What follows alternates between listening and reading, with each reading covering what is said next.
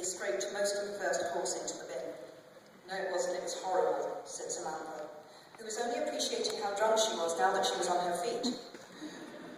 What do you think of Kay? I don't know. She's not what I expected, said Mary. She's exactly what I expected, said Samantha, taking out plates for pudding. She's another Lisa, if you ask me. Oh no, don't say that, said Mary. Gavin deserves someone nice this time. This was a most novel point of view to Samantha, who was of the opinion that Gavin's wetness merited constant punishment.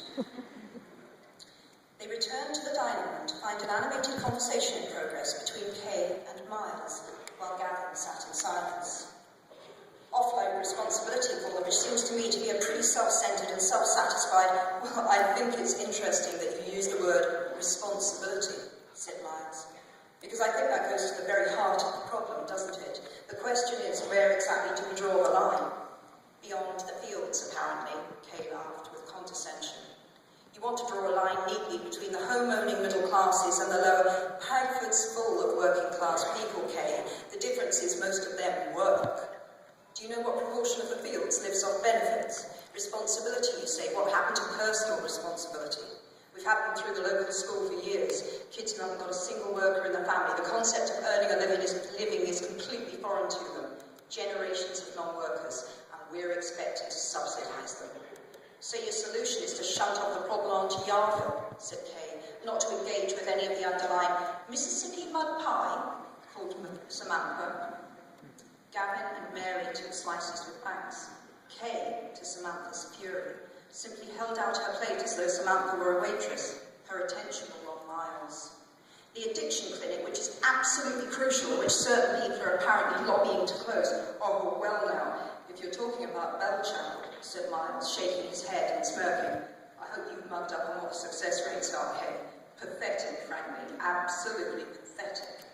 Well, I can give you a very concrete example of what Bellchapel's doing. One family I'm working with, mother, teenage daughter and small son. If the mother wasn't on methadone, she'd be out on the streets trying to pay for her habit. The kids are immeasurably better off. They'd be better off away from their mother, by the sound of it, said Miles.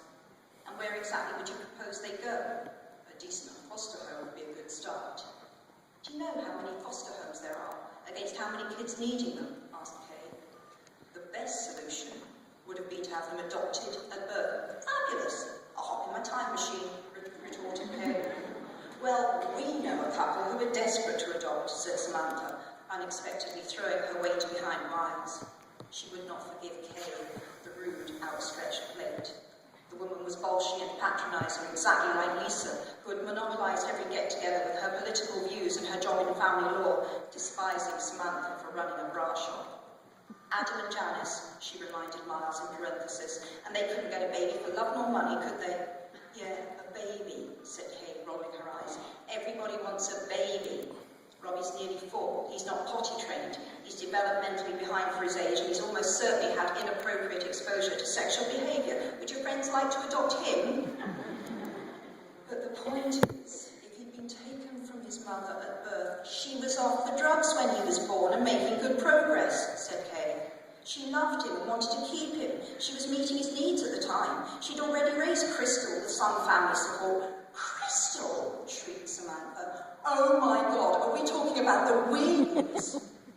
Kay was horrified that she had used names. It had never mattered in London, but everyone truly did know everyone in Padford, it seemed. I shouldn't have, but Miles and Samantha were laughing, and Mary looked tense. Kay, who had not touched her pie and had managed very little of the first course, realised that she had drunk too much. She had been sipping wine steadily out of nerves, and now she had committed a crime of indiscretion. Still, it was too late to undo that. Anger overrode every other consideration. Crystal Wheaton is no advert for that woman's mothering skills, said Miles. Crystal's trying her damnedest to hold her family together, said Kay. She loved her little brother very much. She's terrified he'll be taken away. I wouldn't trust Crystal Wheaton to look after a boiling egg, said Miles, and Samantha laughed again. Oh, look, it's to her credit she loves her brother, but he isn't a cuddly toy. Yes, I know that, snapped Kay, remembering Robbie's shitty, crusted bottom, but he's still loved. Crystal bullied our daughter Lexi, said Samantha. So we've seen a different side of her to the one I'm sure she shows you.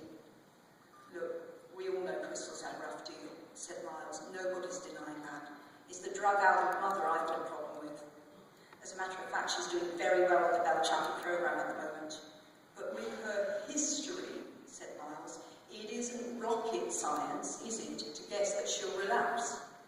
If you apply that rule across the board, you ought not to have a driving licence, because with your history, you're bound to drink and drive again. Miles was temporarily baffled, but Samantha said coldly, I think that's a rather different thing. Do you? Said Kay. It's the same principle. Yes, well, principles are sometimes the problem, if you ask me, said Miles. Often what's needed is a bit of common sense, which is the name people usually give to their prejudices, rejoined Kay. According to Nietzsche, said a sharp new voice, making them all jump, philosophy is the biography of the philosopher. A miniature Samantha stood at the door into the hall, a busty girl of around 16 in tight jeans and a t-shirt. She was eating a handful of grapes and looking rather pleased with herself. Everyone meet Lexi, said Miles proudly. Thank you for that, genius. You're welcome, said Lexi pertly.